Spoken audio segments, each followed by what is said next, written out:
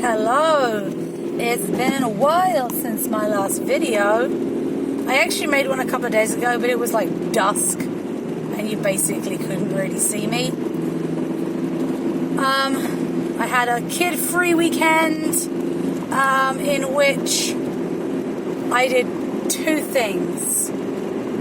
Apart from a lesson, I did two things. Number one, I went to the Chinese restaurant with my friends for dinner last night to celebrate Chinese New Year, Year of the Rat. It seems almost ironic that now there is a virus, a very deadly virus, and there's like the bubonic plague was transmitted by rats. It seems kind of ironic, that's ambulance. 2 ambulances. Damn. I'm just saying, it just seems a little ironic. But, doesn't take away from the fact that it's scary. I got students in China, and, one of them I've chatted to seems genuinely just terrified by this thing. It's a very scary situation. So I do not envy their situation out there. Hopefully it won't get to us, It makes me think of things like The Walking Dead. The Walking Dead and stuff like that. And you just think, and I know viruses and, zombies, okay. All right, maybe people won't turn into zombies. But it makes you think, what if? That's why I watch a lot of zombie stuff. Because you never know. What if? What if zombies do come? What if it does happen? You've got to be prepared, You've got to know how to survive. I feel certain I would die within 10 minutes. I don't feel like, I'm watching a lot of The Walking Dead and, Zombieland and Z Nation and, I haven't seen the Day of the Dead, Dawn of the Dead, Day of the Dead and Night of the Living Dead, although I do want to watch those now. So I'm kind of feel like I'm training myself, preparing myself mentally for a zombie apocalypse. However, I don't think I stand a chance in hell of actually surviving it. It'd be nice if I could, but Anyway, so I feel like I'm just discussing things. So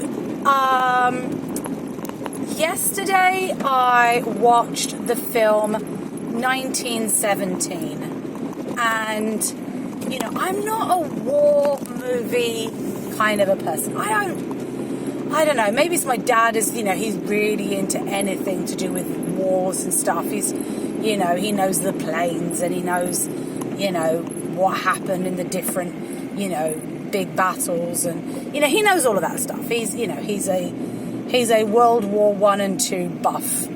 He knows his wars. So I guess maybe I've never really been particularly interested in it. I've always been vaguely interested in them just because I know that my grandfathers were in, my British grandfathers were in one was in World War One. My British grandfather and great-grandfathers were in World War One and World War Two. Obviously my granddad was in World War Two. And he didn't talk about it very much to me. I did ask him about it once, and I remember him saying that he did see people get blown up, and that it was always the better people that died first, the best people, and that made me sad. But other than that, we didn't talk about it, I guess, and then when you kind of see these films, you kind of understand why he probably wouldn't have wanted to talk about it. And then, my Italian grandfather wasn't actually a soldier in the war on the Italian side, but he was arrested a couple of times. He escaped at least once dressed as a washerwoman. Another time I think he was rescued by a priest who knew him and was able to stop I think at the time it was the Germans, so Italy had become, had gone to the English side, I believe. Yes, because there was this thing, I was told, that basically for every German soldier that was killed, they would shoot and kill like 10 civilians or something. And my grandfather was rounded up, but a priest recognized him and said, this man has 5 children. He ended up having 6 children in the end, but at the time my mum must have been the youngest. And he said, well, yes, because my aunt was born after World War II finished. But yeah, this man has 5 children. What are you going to do? Leave his family without his wife without any support and blah blah blah. Anyway, and he was free to go, so he survived that. Anyway, I digress as per usual. So I watched yesterday. I have seen some war films. I've seen The Great Escape. I saw that years ago, and yeah, it was a good film. It is still a good film. I haven't seen it for a long time, but it was one of those very good war films that I had seen. In recent years, I have seen, Saving Private Ryan. Again, that was pretty good. It was a good kind of blockbustery film. I saw... There's 2 of them. One of them I remember the name of. I'm trying to think of the other one I saw recently. Oh, I saw Dunkirk. I enjoyed it, but my dad said it wasn't entirely historically accurate. He said it didn't kind of go quite like that. I remember my dad's a buff in these about World War buff. Oh, sheep! Wait for the sheep. But the other film I saw I think last year, it was Hacksaw Ridge. Absolutely loved that film. I'd seen snippets of it in my lessons when I'm teaching. They take snippets of, from films and YouTube, from all over the place, for like videos. And there was a snippet of this film, and I thought, and there was something about the music. Anyway, absolutely fantastic film. So yesterday I thought, you know what, I want to watch 1917.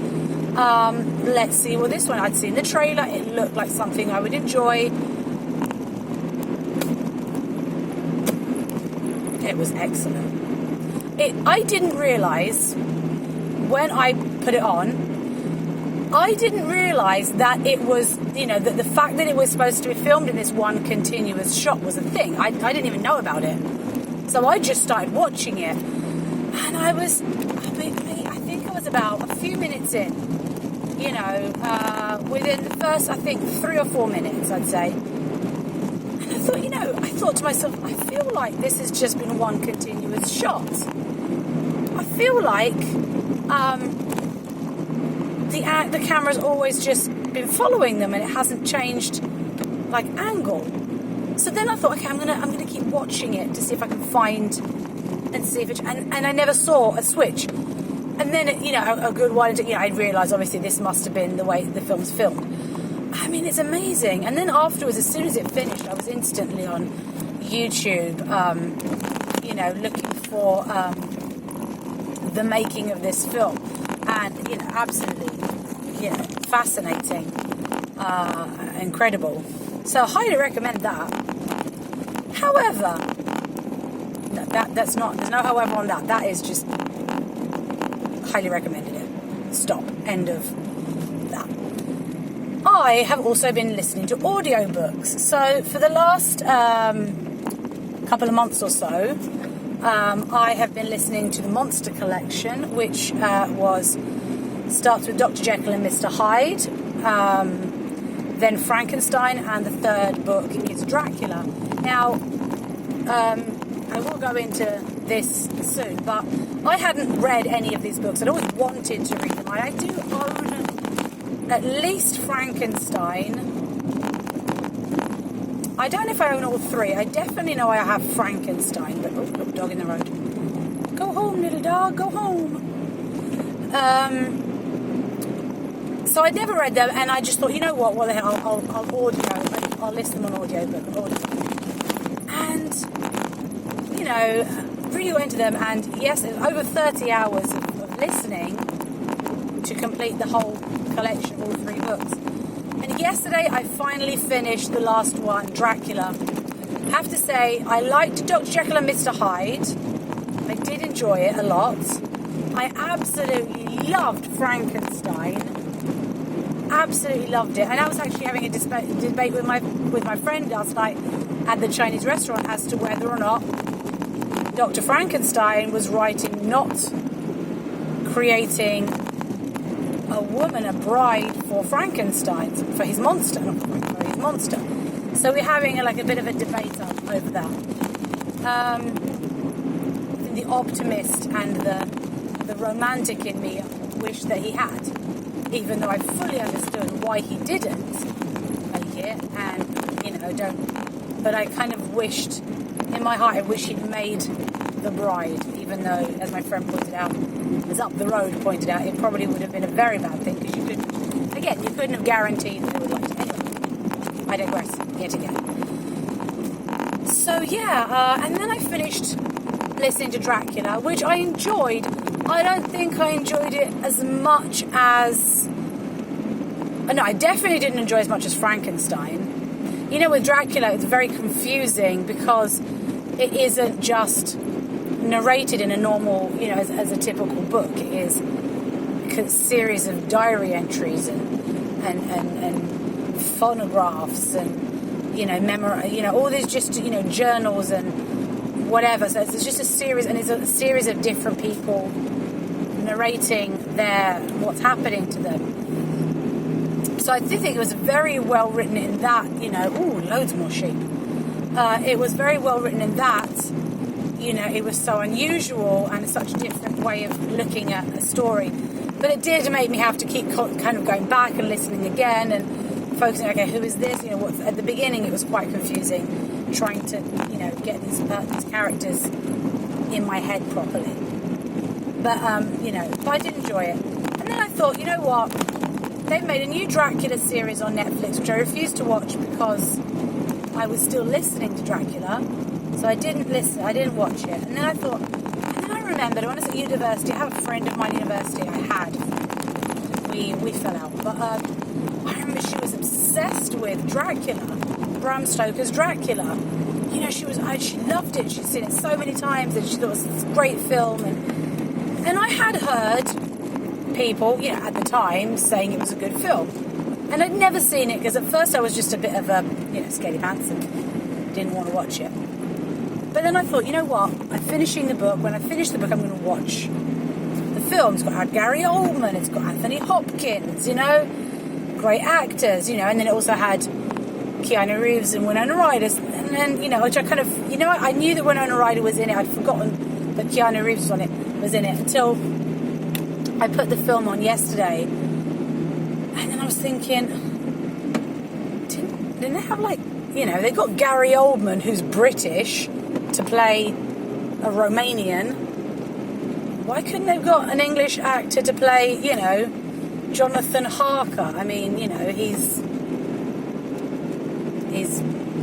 they're English characters. Why did they have to choose two Americans to play the we have actors and actresses in England, but it was 1922, and I guess it was still that, there was still this, we need to have big Hollywood names in our films, or otherwise people won't see the film. It was a different time, and I get it, and that's fine. And I would have continued to watch it happily. However, I had to turn it off after 5 minutes because I was appalled, and that is genuinely the word.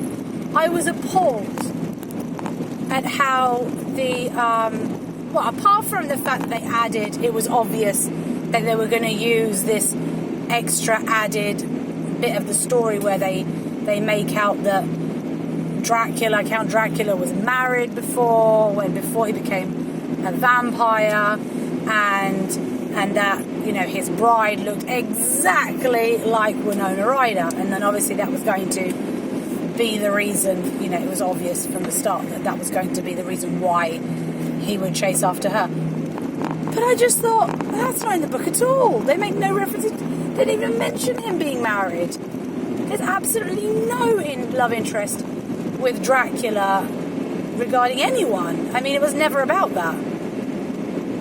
And,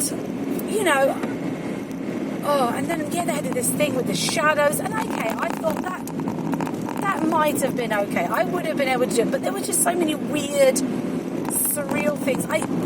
I guess they were trying to make the castle and the whole atmosphere seem mysterious, seem like there's something a little bit supernatural about it. Okay, and again, I could have dealt with that too. I would have dealt with that.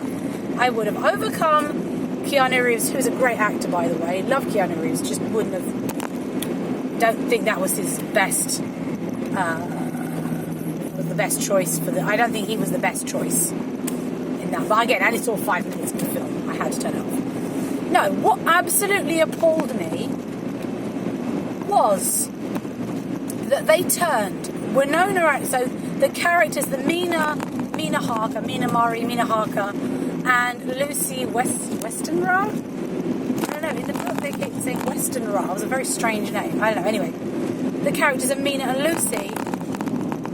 I mean, in the film, they just turned them in. Honestly, I couldn't watch it. It was just they turned them into these two ridiculously horny women who are just obsessed with having sex. And it's only been on for they'd only been in the film for 2 minutes. Oh, no, I couldn't, no, I couldn't. That's not their characters at all. Their characters are nothing like that in the book. And then it pisses me off, okay, if you're going to make a film, you're going to change it, alright? It's called Dracula. No, Bram Stoker's Dracula. That was not Bram Stoker's Dracula. Not at all. Then you're misleading people into thinking that that's what he wrote. He didn't write that.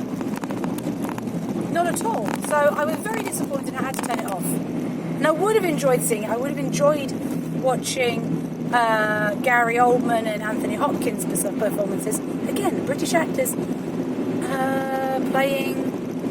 I'm assuming Anthony Hopkins is going to play Van Helsing. Although, again, I didn't get that far. I just saw him at the very beginning as in the introduction. I was just like, what a shit thing to do to a film. I do hope they remake it and they remake it better. That was very disappointing. You know, because you spend time, you know, I've dedicated over 30 hours listening to these 3 books, you know, and obviously about 10 of those hours were listening to Dracula. You kind of get to know the characters. You feel like you understand them. You imagine them in your mind, you know, how they are. There was never, ever any form of these 2 women being even remotely like randy and horny, and that was just stupid. They didn't need to do that. They didn't. So that was disappointing. But I've been recommended a film called Jojo Rabbit. I'd like to see that. That does look really good. Trying to work out if it's come out or if it's not come out. I couldn't find it on the computer. And then today I watched another film. Today I watched a film called Freaks, which I'd never heard of before, and just, okay, I'll watch that. I quite liked it. You know, I was interested enough to keep watching it. You know, if I don't start playing with my phone during a film, then it's obviously grabbed my attention, and this one did. So, yeah, I mean, I wouldn't say it's like, oh, wow, it's the best film I've ever seen. It got weirder and weirder as it went on. But I did enjoy it. Certainly enjoyed it a hell of a lot more than Dracula.